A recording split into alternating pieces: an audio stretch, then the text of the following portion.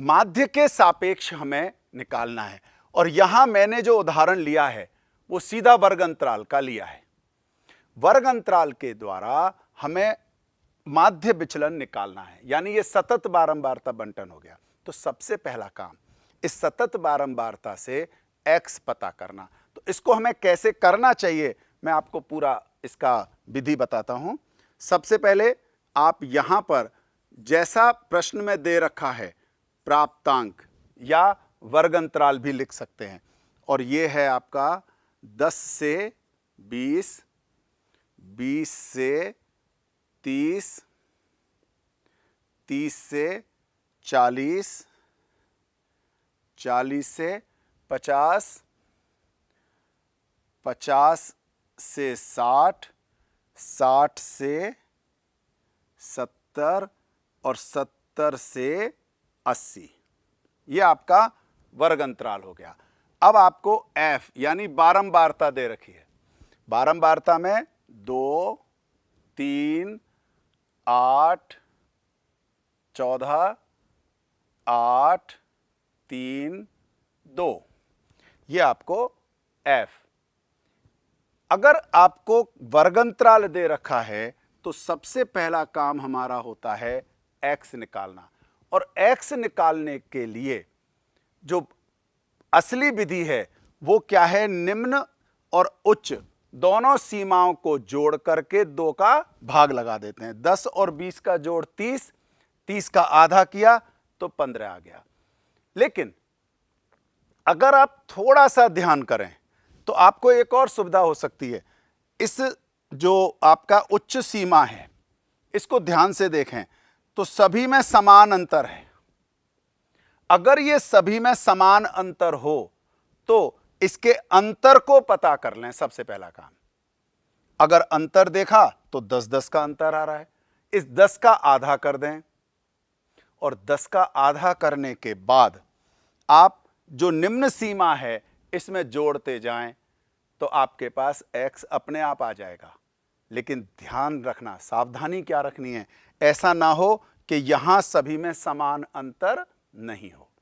तो यहां चूंकि सब में समान अंतर है तो हम आसानी से कर सकते हैं। और अगर नहीं हो समान अंतर तो तरीका दूसरा वही है, 10 और 20 को जोड़ा 30, 30 का आधा 15, 20 और 30 जोड़ा 50, 50 का आधा 25।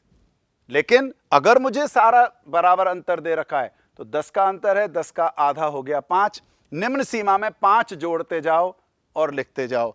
आगे देखें, 30 में 5 35, 45, 55, 65 और 75। इस तरह से x का मान आप आसानी से पता कर सकते हैं।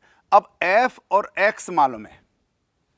यहां माध्य निकालने का जो एक 9वीं और 10वीं कक्षा में आपने शुरू में पढ़ा कि fx निकाल लिया, इनको f को x से गुणा कर लिया, टोटल कर लिया और कुल करके f के टोटल से भाग लगा दिया, माध्य पता हो गया।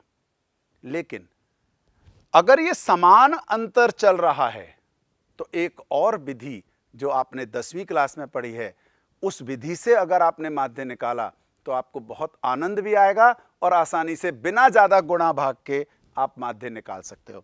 इनमें आप लगभग बीच में देखें तो 45 है, 3 ऊपर हैं 3 नीचे हैं। जरूरी भी नहीं है कि एकदम बीच में आ जाए। अगर एकदम बीच में नहीं हो तो आप ऊपर वाली संख्या ले सकते हैं या उसके नीचे वाली संख्या ले सकते हैं। इसको हम मान लेते हैं a, हमने मान लिया इसको a। अब चूंकि मुझे u निकालना है या d अपने अपनी तरीके से, लेकिन इसका मान जरूर रखना x माइनस a बटा h। h क्या होता है, इनका अंतर, बीच का अंतर। तो 10h 10 हो रहा है, a 45 हो रहा है। अब आप u का मान निकाल रहे हैं, मत निकालना क्योंकि जरूरी नहीं है। आपको सीधा 45 के आगे 0 लिखो, -1, -2, -3, 1 2 3, है ना स्मार्ट तरीका। सबसे आसान, अगर ये समान अंतर है तो 45 के आगे 0, ऊपर -1 -2 -3, नीचे +1 +2 और +3। अब जो आपको fx करना था उस fx की जगह आपको करना है fu। fu करने से क्या होगा? देखो आसान है, सीधा गुणा करोगे, -6, 3 को -2 से किया -6, 8 को -1 से किया -8, 14 को 0 से किया 0, 8 को 1 से 8, 3 दूनी 6 और 3 दूनी 6। ये तो बाई चांस की बात है, जो मैं देख रहा हूं कि जितने माइनस में हैं उतने ही प्लस में आ गए। पर यह निश्चित है कि जरूरी नहीं है कि बराबर हो जाएं। ऐसा हो सकता है कि माइनस में थोड़े से ज्यादा आ जाएं या प्लस में थोड़े से ज्यादा आ जाएं। यानी आपको माइनस का अलग जोड़ना है, प्लस के अलग जोड़ने हैं, दोनों को घटाना है और घटा करके यहां इसका मान रख देना है सिग्मा FU। फिलहाल ये 0 आ रहा है 45 के कारण, पर आप अपने स्तर पर इसको पता कर सकते हैं, दोनों में आ सकता है, 0 आए जरूरी नहीं है। इसके बाद माध्य का सूत्र x बार जब हमें करना है तो हमें पता है कि जैसे हम पहले करते थे, सिग्मा FU बटा सिग्मा F गुणा H, और A सिर्फ आगे जोड़ देना है क्योंकि A हमने घटाया था, H से भाग दिया था तो H से गुणा कर दिया। अगर हमने इस तरह से निकाला तो हमारा माध्य A जो 45 है, और चूंकि ये 0 होने के कारण से सारा 0 हो गया और x बार आ गया 45, माध्य आ गया हमारा 45। अब जब माध्य 45 आ गया तब ध्यान करें, यही तो टारगेट था हमारा, जो शुरू का टारगेट था कि माध्य पता करना। तो जब ये डाटा दे रखे हों तो पहला काम माध्य निकालने का। अब क्या करना है? अब हमें f के साथ चूंकि x माइनस x बार निकालना है, लेकिन इसको निकालने के लिए हमें पहले x माइनस x बार निकालना होगा। और x माइनस x बार कैसे निकलेगा? x का मान ध्यान रखना है ये, अब वर्ग अंतराल को भूल जाना, x ये है, f ये है, लेकिन पहले हमें x माइनस x बार यानी 45 15 में से माइनस करना है, तो हमारे पास आ गया -30।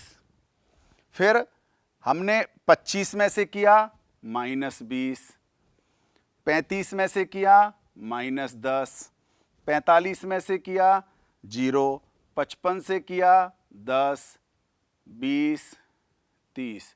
ये हमारा रहा x माइनस x बार।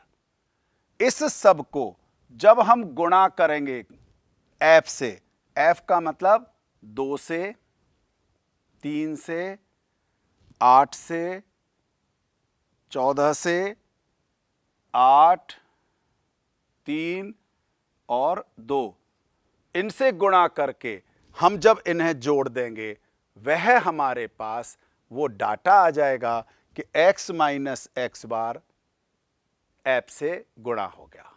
लेकिन यहां जो सावधानी पुनः रखनी है वो क्या कि मॉडुलस है, इसलिए इन सबको प्लस लेना है, बस इतनी सी सावधानी रखनी है।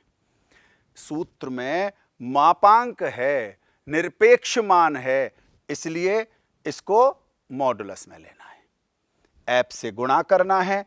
और अब जब गुणा कर लेंगे तो 30 दूनी 60, 20 तिया 60, 10 8 80, ये तो 0 हो जाएगा, फिर से 80, 60, 60, और इनका टोटल करके हम sigma f x minus x बार का मान पता कर सकते हैं। एक बार देख लें, 6 और 6 12, 8 20 और 20 40, यानी ये हो गया हमारे पास 400। एफ और मापांक के साथ x माइनस एक्स बार का टोटल 400 हो गया। मानक विचलन निकालने के लिए हमें केवल इसमें अब भाग देना है सिग्मा एफ का, और सिग्मा एफ का भाग देने के लिए एफ को भी टोटल कर लेते हैं।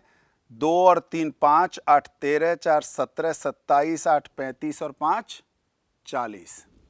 तब हम लिख देंगे माध्य विचलन अबाउट मीन। हमारे पास हो जाएगा sigma f x minus x bar का मान 400 बटा एफ का टोटल 400, और ये कट के हमारे पास आ गया 10। इससे क्या अर्थ हुआ कि जो डाटा है उसमें जो विचलन है वो केवल 10 है। एक विशेष बात, जब विचलन निकालते हैं इससे ये पता भी लगता है कि कौन सा मान हमारा ज्यादा उपयोगी है, ज्यादा सही है। जिसका विचलन ज्यादा आता है वो ज्यादा स्थायित्व नहीं माना जाता। तो इस तरह से हम माध्य के सापेक्ष विचलन निकाल सकते हैं। एक बार पुनः, जब माध्य के सापेक्ष निकालें, अगर हमें वर्गंतराल दे रखा है तो वर्गंतराल के बाद x निकाल करके fx करें, fx करके उनका माध्य निकालें। अगर आसान तरीके से करना चाहते हैं तो u करके, अगर इन सब में समान अंतर है तो ऐसा करें, और आसानी से आप इस माध्य विचलन को पता कर सकते हैं।